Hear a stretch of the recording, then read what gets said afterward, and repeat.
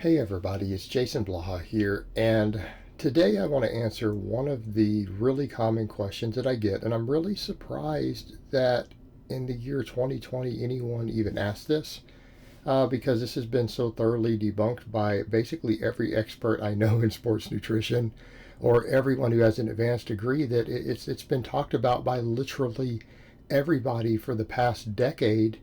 I'm still shocked that people still even ask the question.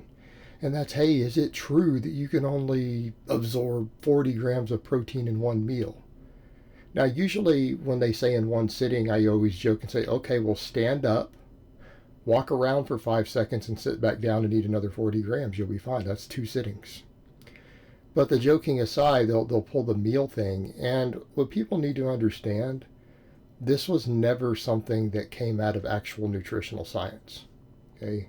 I want that to be perfectly clear. I never had heard of this even being proposed by legitimate experts. This is a hypothesis that was, for some small amount of data that was looked at, was proposed by the bodybuilding and supplement industry. Now, if you stop and think about it, there's very, very good reasons for that. Why would they possibly do that? Well, if they tell you that you can only absorb up to 40 grams of protein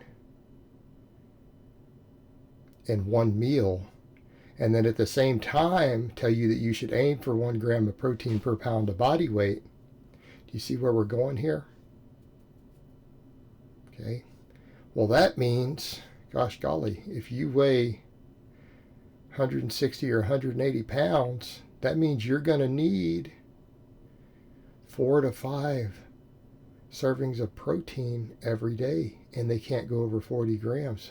How are we going to control that? Well, we could just drink a protein shake. Right? You could fit in 2 protein shakes a day of about 30 grams, because they used to also say 30 grams too. You could consume 2 30-gram protein shakes through the day, and then you'll be good, right? Right? This was marketing. This was about selling protein shakes.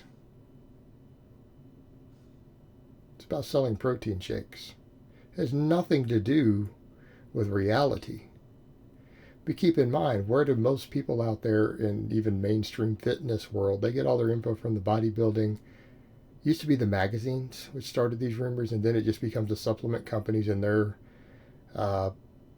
cronies. What do we want to call them? Their shills, which are many YouTubers, many Instagrammers.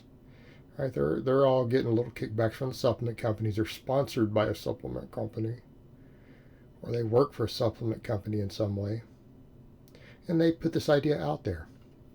Now let's be realistic. How much protein can you absorb in one meal? There's no upper threshold. What I'm telling you is that the human GI tract is actually quite good at assimilating protein. Just that the more you eat in one meal, the longer it takes. And the point I'm going to get to, no, I'm not promoting intermittent fasting or 1 meal a day. I do not think that's ideal for muscle growth.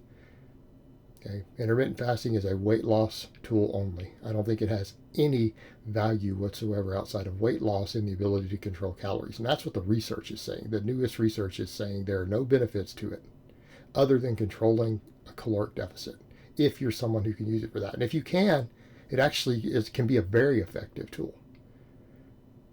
But it's something that actually, I would go so far as to say, if your goal is to gain any muscle, it's probably the stupidest thing you could do. It's a bad idea. So let's come over to protein. You can absorb 150 grams of protein in a single meal without any issues. Will it take longer? In other words, if you eat 40 grams of protein versus 100 grams of protein, which one do you think you're going to absorb faster? 40 grams. Now, does that mean that it's going to be the case that it's just a longer uptime? No, you're going to get a larger rush. Like, let's say you eat, let's throw protein shakes aside, because I really hate using a processed, fast-absorbing food to even discuss nutrition. Because most reasonable people who are eating whole foods aren't getting most of their protein from it. And they're not fasted either, which is what all these studies are done on. You're fasted and you consume a very, very fast-absorbing processed food. Well, yeah, it's going to hit your system quick. Most of us are not fasted when we eat most of our meals. Only the first one.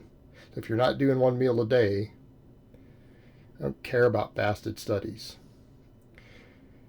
In general, though, let's say from food, from steak or from chicken, you ate 40 grams of protein versus 100. You're going to absorb all of the 40 faster. It's just going to take you longer to get the full 100. Are you going to get a larger initial response, though? Yeah, because you also have more there available. You're usually going to get a slightly larger spike of amino acids hitting the bloodstream. Notice I did not say protein, I said amino acids. We're not absorbing complete proteins. We have to break it down. You don't want foreign proteins in your bloodstream. Right? That's actually dangerous. It's actually deadly. That can hurt you. Like, I can assure you that if you have a bunch of foreign proteins getting into your bloodstream, you're not going. Training is going to be the least of your worries. Okay. Not dying of the flu because you've destroyed your immune system is going to be your biggest worry. Or dying from a common cold. That's going to be your biggest concern if you get too many foreign proteins in your bloodstream. Is the next cold you get going to kill you? So, over to the point. You're absorbing amino acids. You're going to get a little more if you ate more in one sitting, and they're going to continue for longer. It's going to take you longer. You will eventually absorb it all. It's going to be a slow trickle down. It's going to be a slow trickle down. It might take you twice as long to get all of the 100 grams. So we could plot that out over hours. But you will get it. Let's come over to the other point where people will say, well, does that mean if you eat really big amounts of protein, you can get away with 1 or 2 meals a day? No.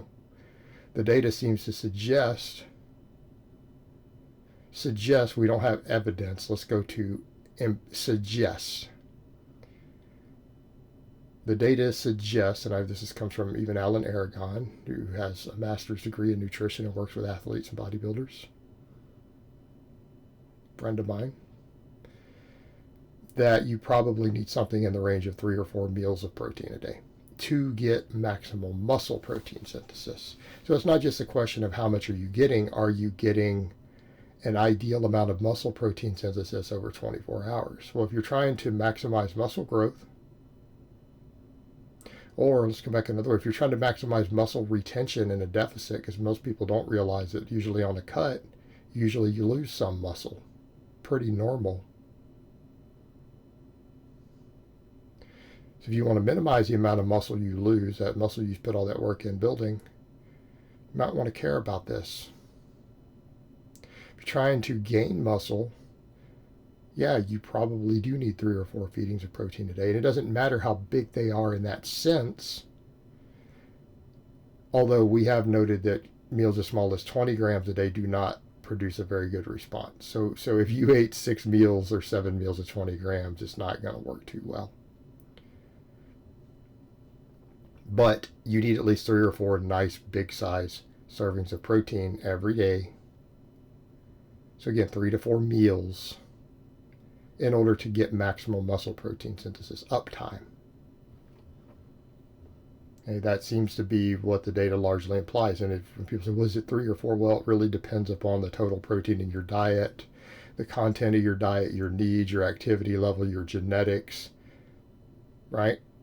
I don't know, you tell me. You're going to probably need to spend $500,000 of your own money researching your own body to find out specifically whether 3 or 4 gives you personally the best. So I would say just do 3 to 4 because you're not going to get the answer. And it doesn't depend upon protein overfeeding. So in other words, we know there are some possible benefits to consuming excessive amounts of protein. Very, very, very small benefits. But you also can't go, well, if I eat 200 grams of protein in just 2 meals, I'm getting 400 and therefore it's still going to give me everything I need. Well, not necessarily. Right? Not necessarily. Now, you're probably going to be better off in that case than the guy who does 6 meals at 30. But that's mainly just because you've just out-eaten him in terms of protein. You still are probably better off no matter how high your protein load goes, even if you're protein overfeeding, which that would definitely qualify as overfeeding, meaning we're consuming far more protein than you could probably utilize realistically for anything other than just, again, turning it into calories and heat. But even then, the 3 to 4 still seems to be largely necessary to get the best muscle protein synthesis. All right. But when we come over to the amount of protein, if our goal is muscle gain, muscle retention, things like that, the more the better. There's no real upper threshold in which there might not be a tiny, tiny little sliver of a benefit from adding that extra 50 grams a day. The question comes down to, is it worth it to you in terms of cost, satiety, everything else? It may not be. Right? You're generally better off erring on the side of more. All right, guys, well, that's really all I have to say on that today. I hope it's been informative, and I will talk to you guys next time.